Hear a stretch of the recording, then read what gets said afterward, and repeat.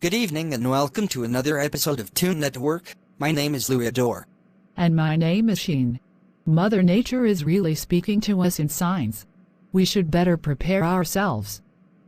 I hear we're about to receive 8 to 12 inches this weekend, and of course Michelle is in Haiti in the 82-degree weather. I wonder what she's working on. We'll be right back after these messages.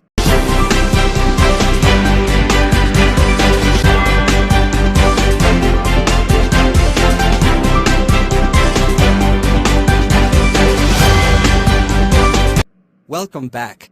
Sheen, I understand Michelle is still reporting in Haiti. Yes, let me see what she's up to. Hi Michelle, how are you doing? Where are you now?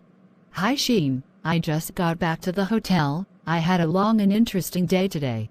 Well, Haiti is an interesting country. There are usually lots to do over there. It's as if 24 hours is not enough. You're right, and I'm not sure if you're aware Moise Jean-Charles was a presidential candidate back in the day. And he's also a true patriot under the platform of Pitite Dessalines. His platform is a strong political force in the country. However, to some he is considered a thorn in the butt. That is T-H-O-R-N. Wow Michelle, you have way with words.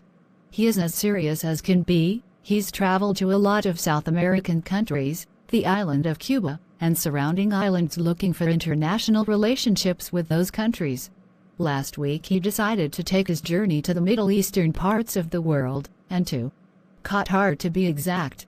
Well, upon returning from Qatar, what he assumed to be an informational and peaceful voyage, Mr. Moise Jean-Charles, the leader of Pitite Dessalines, was detained, handcuffed, deprived of suitcases and briefcase by the U.S. Customs at the Miami International Airport while waiting for flight back to Haiti.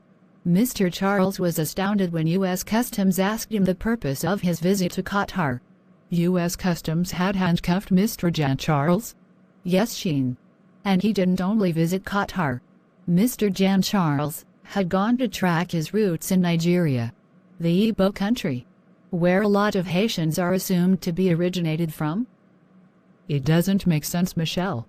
U.S. Customs had interrogated him for well over 3 hours, asking him about meetings with President Nicolas Maduro of Venezuela in 2021, of which Mr. Jean-Charles stated he had not met him in 2021. Then U.S. Customs proceeded to ask him about his visit to Africa and Qatar. U.S. Customs were a bit angry when he told U.S. Customs that unlike the U.S. systems, everything he does is above the table, that he doesn't do anything under the table. Under the table?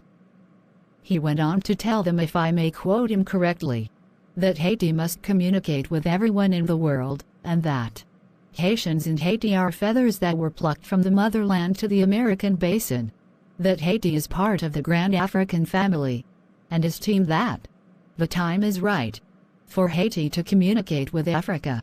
That is why he went to Africa, therefore he cannot tell them whom he had conversed with, nor tell them the exact detail of every conversation with his African people. U.S. Customs then gave him a few choices. That is, if he doesn't state his purpose to Africa, U.S. immigration will remove their visas, or will send him to Haiti and take sanction against his delegation to block them from visiting the United States for 5 years. Wow Michelle, how long did they investigate him? According to the leader of Pitite Dessalines, it was approaching midnight. After well over 3 hours of questioning, they then left him in the room with a Haitian American to continue interrogating him in Haitian Creole. Upon returning, they told him they would take sanctions against him by taking his visa, and will deport him. This really does not make any sense. So please explain to our viewers.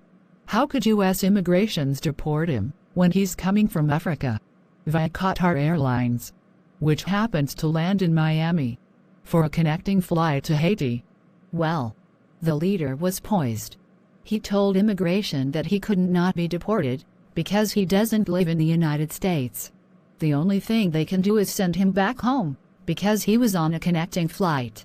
Remember, Sheen, Mr. Moise Jean-Charles, who happens to be the leader of Pitite Dessalines, is not a popular figure in the Haitian American political system. He's like a Haitian Trumpster, sort of speak. So they are not too fond of him. You're always bringing fascinating stories. We want the viewers to remember. The leader of Pitite Dessalines is from a country that sheds temperatures to well above 71 degrees Fahrenheit.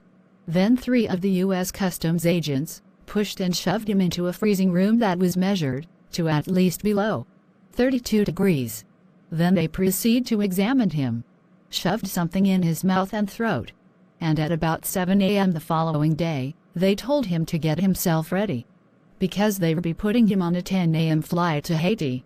I will continue on the subject of the leader of Pitite Dessalines, as I was told he was vexed, disappointed, and that he doesn't know if an artificial mechanism was put in his mouth, and that he will invite the press to his take on the U.S. Customs policies regarding connecting flights. That's all I have for now, Sheen, until we meet again. Thanks, Michelle. As usual, we want you to take care of yourself. Great going, Sheen. It appears Haitians get harassed everywhere. I have never heard of people getting deported from a connecting flight. If there are any immigration lawyers watching this program, please feel free to send us an email to explain the deportation criteria. I think we should follow up on Mr. Charles to see what is next. As always, we are here to give quality information. If you would like to support us through advertisement or through donations via Cash App or PayPal, you can use the email lougay60@yahoo.com. My name is Sheen. And my name is Louidor. Good night.